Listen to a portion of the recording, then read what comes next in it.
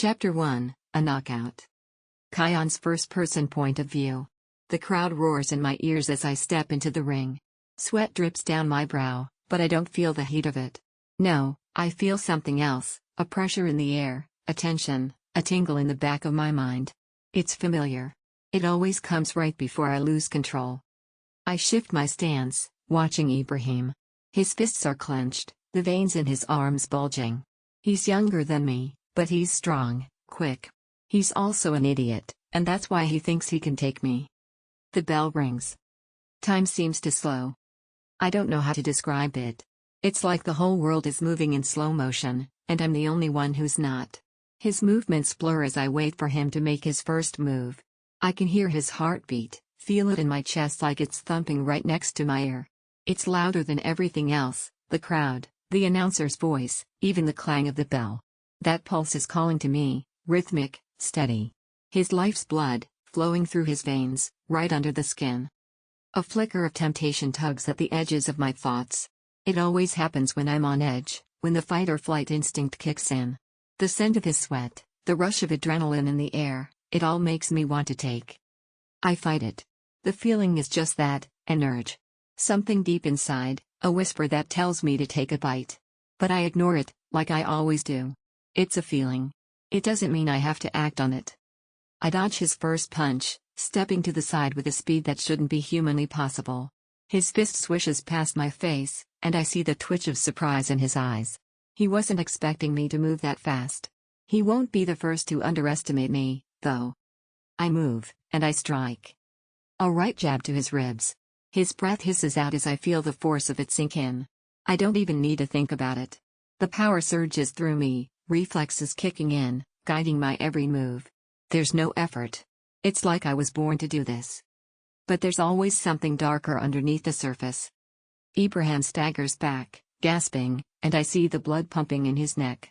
The carotid artery, full of blood, pulsating under his skin. It's almost too easy to imagine sinking my teeth into that vein. Just one bite. My hand shakes, and I stop myself just before I move closer. I can almost feel the pull, the power that would surge through me if I gave in. I don't need it. I don't want it. But it's there, nagging at me. He comes at me again, his eyes wild with rage. He's slow now, trying to catch up to my movements, but it's too late. I duck, then land a heavy uppercut to his chin. He crumples, and I step back just in time to avoid his body collapsing on me.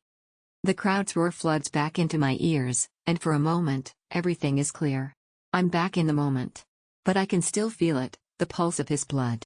The hum in my veins, like the fight's not over yet. I watch as Ibrahim takes a knee, holding his jaw. The ref moves in, giving him a count, but I know he won't be getting up. He's done. I've won again. But the temptation lingers. I glance at the crowd, trying to shake it off. A half-smile tugs at my lips.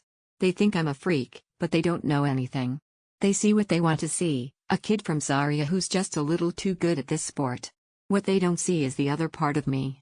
The one that's always hungry, always watching, always fighting a battle I can never win. I look away from Ibrahim. He's still breathing, his pulse slow but steady. I force myself to take a deep breath, feel my heart beating like a drum in my chest. I don't need blood. I don't want blood. But when it calls to me, it's hard to ignore. My hands are shaking again. I close my fists, take a step back, and look toward the ropes. The ref gives me a nod, and I give him a half-hearted salute before stepping out of the ring. I don't know why I keep doing this. Boxing helps me focus, keeps the dark urges in check. It gives me an outlet. I don't fight because I want to hurt people. I fight because I have to. I need to remind myself that I'm still in control. But deep down, I know. There's a part of me that could snap at any moment. That part of me, whatever it is, whatever I am, is growing stronger every day. And I hate it.